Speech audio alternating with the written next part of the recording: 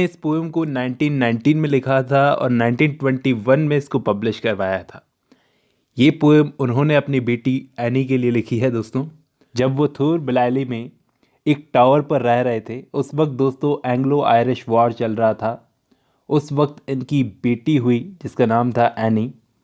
अब उसके पैदा होने के 2 दिन बाद यीट्स ने इस पोएम को कंपोज किया। ये पोएम 10 स्टैंजा की है और हर एक स्टैंजा में 8-8 लाइनें हैं। ये पोएम बताती है कि यीट्स अपनी बेटी से क्या एक्सपेक्ट करते हैं, जब वो बड़ी होकर कैसी बनेगी, क्या चीज़ एक्सपेक्ट करते हैं। और ये एक्सपेक्ट करते हैं कि कम से कम इनकी बेटी इनकी क्रश मॉडगॉन की तरह तो बिल्कुल नहीं बनेगी। तो पोएम बहुत लंबी है, मैं शुरू करता हूँ। Once more the storm is howling. एक बार फिर से बाहर ये तूफानी रात है, तूफान गरज रहा है। And half head under the cradle hood and cover let my child स्लीप्स on. इस लाइन का मतलब ये है कि मेरी बेटी, ये क्रेडल का मतलब होता है दोस्तों पालना, मेरी बेटी आधी ढकी हुई उस पालने में सो रही है। वो पालना, वो क्रेडल उसकी प्रोटेक्शन है। वो बहुत छोटी बच्ची है, बाहर तूफान चल रहा है, तो देयर इज़ नो ऑब्स्टिकल। उस तूफान को रोकने के लिए कोई भी ऑब्स्टिकल नहीं है, कोई भी रुकावट नहीं है, रोड़ा नहीं है। But Gregory's wood and one bare hill. सिर्फ 2 चीज़ें उस तूफान को रोक सकती है। लेडी ग्रेगरी जो कि यीट्स को बहुत सपोर्ट करती थी, उनकी बात की है यहाँ पर, वो और वन बेयर हिल उसको रोक सकते हैं। उस तूफान के रास्ते में 2 ऑब्स्टिकल हैं, सिर्फ ये 2 ऑब्स्टिकल हैं। By the haystack the roof levelling wind. इस लाइन का मतलब ये है कि ये तूफान इतना बड़ा है। हेस्टैक का मतलब घास का, सूखी घास का ढेर, सूखी घास के ढेर और घर की छत के लेवल के बराबर हवा चल रही है। इतना बड़ा तूफान है ये। Bred on the Atlantic can be stayed, मतलब कि ये तूफान की नस्ल लग रही है कि ये अटलांटिक से आया है और इस तूफान को सिर्फ यही 2 चीज़ें रोक सकती है। And for an hour I have walked and prayed. मैं 1 घंटे से यहाँ वहाँ चल रहा था, प्रेयर कर रहा था। Because of the great gloom that is in my mind. जो मेरे दिमाग में ग्लूम है, उदासी है, उसके चलते, बहुत ग्रेट ग्लूम है मेरे दिमाग में, उसकी वजह से मैं यहाँ वहाँ चल रहा था, प्रेयर कर रहा था। I have walked and prayed for this young child for an hour. मैं 1 घंटे से यहाँ वहाँ चलता रहा और इस चाइल्ड के लिए प्रे करता रहा। And I heard the sea wind scream upon the tower. और मुझे आवाज़ें आ रही थी, सी विंड की स्क्रीमिंग की आवाज़ें आ रही थी टावर की तरफ, जिस टावर पे इस वक्त यीट्स रह रहे हैं। And under the arches of the bridge, bridge के अंडर आर्चेस से मैंने उन आवाज़ों को सुना। And scream in the elms above the flooded stream, मतलब फ्लडेड स्ट्रीम्स में, नदियों में जो एल्म्स ट्री हैं वहाँ भी इन आवाज़ों को सुना। इमेजिनिंग इन एक्साइटेड रेवरी, और मैं इमेजिन कर रहा हूँ एक्साइटेडली, दिन में सपने देख रहा हूँ। रेवरी का मतलब दिन में सपना देखना। That the future years had come, future years के बारे में जो आ चुके हैं। Dancing to a French drum, ये फ्रेंच ड्रम बज रहे हैं। Out of the murderous innocence of the sea, ये सी जो बहुत इनोसेंस है लेकिन मर्डरस भी है।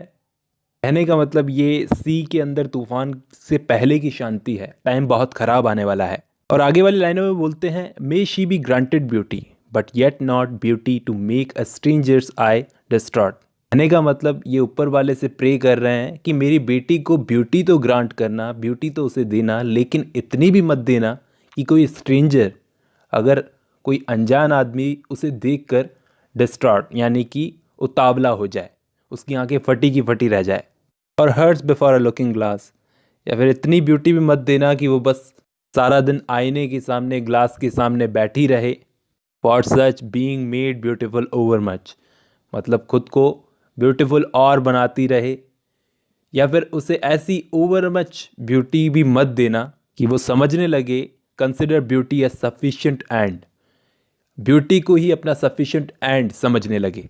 Loose natural kindness and may be the heart revealing intimacy, वो अपनी नेचुरल काइंडनेस खो बैठे इस ब्यूटी के चक्कर में आकर, और हार्ट रिवीलिंग इंटीमेसी का मतलब अपनी इनर ब्यूटी को खो दे, एक तरह से अपनी इनर ब्यूटी को खो दे, जो कि दैट चूजेज राइट, जो कि एक अच्छा दोस्त ढूंढने में मदद करते हैं इंसान की, वो चीज़ को खो दे and never find a friend. और हो सकता है इस चीज़ की वजह से उससे अपनी ज़िंदगी में कोई दोस्त ही ना मिले, तो ऐसी ब्यूटी भी उसको मत देना। अब आगे वाले स्टैंजा में 2 एग्जांपल्स देते हैं poet. Helen being chosen found life flat and dull. Helen, वो ट्रोजन वॉर वाली हेलन, उसको भी एक डल और फ्लैट लाइफ मिली थी, मतलब वो खुश नहीं थी अपनी लाइफ से। And later had much trouble from a fool. यहाँ पे फूल दोस्तों पेरिस को कहा गया है, जो हेलन को भगा के ले गया था। और बाद में जब वो एक फूल के साथ भागी तो और ज़्यादा ट्रबल्स का सामना उसको करना पड़ा, और ज़्यादा दिक्कतों का सामना उसको करना पड़ा। और दूसरा एग्जाम्पल वो देते हैं, while that great queen that rose out of the spray, जिनका जन्म हुआ था समुद्र की स्प्रे से, मतलब समुद्र के झाग से। बीइंग फादरलेस, तो वो फादरलेस थी। कुड हैव हर वे, मतलब वो अपना खुद का रास्ता खुद ही चूज कर सकती थी। Chose a bandy legged Smith for man, तो उसने खुद के लिए एक बैंडी लेगेड मैन को चुना। ये 2 एग्जाम्पल्स देकर it is certain that fine women eat a crazy salad with their meet, मतलब एक खूबसूरत वुमेन जो होती है वो क्रेजी सैलेड खाती है with their meat. Whereby the horn of plenty is undone, मतलब कि वो अपनी प्रॉस्पेरिटी खो बैठती है। येट्स यहाँ पर अपनी बेटी के लिए क्या चाहते हैं, in courtesy I'd have her chiefly learn, कि मैं चाहूँगा मेरी बेटी कर्टसी मतलब डिसिप्लिन भी सीखे। और आगे वाली लाइन में बोलते हैं, hearts are not had as a gift, कि हार्ट्स, दिल जो होते हैं वो गिफ्ट में नहीं मिलते। हार्ट्स आर अर्न, उनको कमाया जाता है। By those that are not entirely beautiful, और ये काम वही कर सकते हैं जो एंटायरली ब्यूटिफुल नहीं होते, जो पूरी तरह से ब्यूटिफुल नहीं होते। Yet many that have played the fool for beauty's very self, इसका मतलब ये है कि फिर भी कई ऐसे लोग हैं जो ज़िंदगी भर ब्यूटी के पीछे भागे हैं लेकिन उनको कुछ मिला नहीं। हैज़ चार्म मेड वाइज, और एंड में उनकी ब्यूटी ने ही उनको अक्ल दी। And many a poor man that has roved loved and thought himself beloved, मतलब कई सारे ऐसे पुअर लोग होते हैं जो प्यार पाने के लिए खूब भटकते हैं, खुद को बिलव्ड समझकर। लेकिन अगर आगे बोलते हैं, from a glad kindness can not take his eyes, वो भी अगर किसी काइंड हार्टेड पर्सन से मिलते हैं तो अपनी नज़रें हटा नहीं सकते। तो यहाँ पर कहने का मतलब ये है येट्स का, कि प्यार पाने के लिए ब्यूटी नहीं, काइंडनेस ज़रूरी है। आगे बोलते हैं, may she become a flourishing hidden tree that all her thoughts may like the linnet be, इसका मतलब ये है कि एक फ्लॉरिशिंग हिडन ट्री के अंदर एक लिनेट बर्ड होती है जो आकर गाना गाती है, जिसकी आवाज़ तो सुनाई देती है लेकिन वो बर्ड खुद दिखाई नहीं देती। तो इसी की तरह, तो आगे वाली लाइन में वो यही बोल रहे हैं कि एंड हैव नो बिजनेस, कि लिनेट बर्ड के पास कोई और काम नहीं होता, but dispensing round their magnanimities of sound, कि वो अपना साउंड जो है वो चारों तरफ फैलाती रहती है, बस उसको यही काम रहता है। Nor but in merriments begin a chase, nor but in merriment a quarrel, कहने का मतलब ये है, मेरी बेटी का नेचर ज़्यादा हल्का फुल्का भी नहीं होगा, ज़्यादा मजाकिया टाइप का, या फिर ज़्यादा झगड़ने वाला भी नहीं होगा। Oh may she live like some green laurel, वो लॉरल ट्री की तरह होगी, rooted in one dear perpetual place, मतलब वो एक ही जगह पर उसकी जड़ें होंगी, ज़्यादा भटकने वाला दिमाग नहीं होगा उसका। आगे वाली लाइनों में येट्स बताते हैं, माई माइंड, मेरे माइंड ने, because the minds that I have loved, जिन लोगों के माइंड से प्यार किया, that sort of beauty that I have approved, और जिस तरह की ब्यूटी को मैंने अप्रूव किया, वो मॉडगॉन की बात कर रहे हैं। प्रॉस्पर बट लिटल, वो ज़्यादा प्रॉस्पर नहीं थी। Has dried up too late, जो कि ऊपर उठ सके। Yet knows that to be choked with hate may well be of all evil chances chief, इस लाइन का मतलब ये है, अपनी बेटी के लिए कह रहे हैं कि ऐसा भी नहीं हो कि उसका दिल नफरत से भरा हुआ हो, क्योंकि फिर ये चांस रहते हैं कि सारी बुराइयां हम पर अटैक कर दे।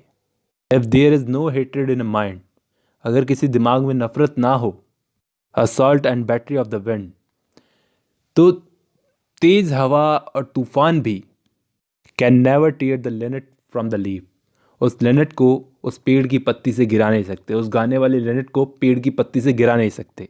ये वो बोलते हैं an intellectual hatred is the worst, कि एक इंटेलेक्चुअल हेट्रेड जो होती है वो सबसे ख़राब होती है। तो let her think opinions are accursed, इसका मतलब ये है कि इसको खुद ही ये समझना होगा कि लोगों के अपने अपने ओपिनियंस होते हैं और उनसे हमें अफेक्ट नहीं होना चाहिए, उन ओपिनियंस से हमें खुद पर नहीं लेने चाहिए वो ओपिनियंस। आगे वाले लाइनों में येट्स एक सवाल पूछते हैं, have I not seen the loveliest woman born, इसका मतलब ये है कि क्या मैंने कोई खूबसूरत लड़की नहीं देखी। यहाँ पर मॉडगॉन की बात कर रहे हैं of course, out of the mouth of plenty's horn, जो कि बहुत ही सही जगह पैदा हुई थी, लेकिन because of her opinionated mind, मतलब उसके आसपास सराउंडिंग में जैसे लोग थे ओपिनियनेटेड माइंड, जिन्होंने बार्टर्ड दैट हॉर्न, उसकी प्रॉस्पेरिटी को उससे ले लिया, उस हॉर्न को ले लिया, एवरी गुड थिंग, मतलब हर एक अच्छी चीज़ उससे ले ली, by quiet natures understood for an old bellows full of angry wind, कहने का मतलब, और एंड में उसे किस टाइप का आदमी मिला जो बिल्कुल ही एंग्री था, जो उसे बिल्कुल भी डिजर्व नहीं करता था। आगे वाली लाइनों में येट्स बोलते हैं, कंसिडरिंग दैट, जब हम ये कंसिडर करें, ऑल हेट्रेड ड्रिवन हैंड्स, जब सारी नफरत हमारे दिमाग से निकल जाती है, the soul recovers radical innocence, तो हमारी सोल रेडिकल इनोसेंस को रिकवर करती है, and learns at last that it is self delighting, self appeasing and self affrighting. ये सब क्वालिटीज़ हमें लास्ट में पता चलती है उस इनोसेंस की, and that its own sweet will is heaven's will. यहाँ पर कहने का मतलब ये है कि एक इनोसेंस माइंड की विल ही हेवन की विल होती है। हेवन मतलब गॉड, गॉड की मर्जी होती है। एक इनोसेंट माइंड की मर्जी ही गॉड की मर्जी होती है। She can though every face should scowl and every windy quarter howl और every bellows burst be happy still.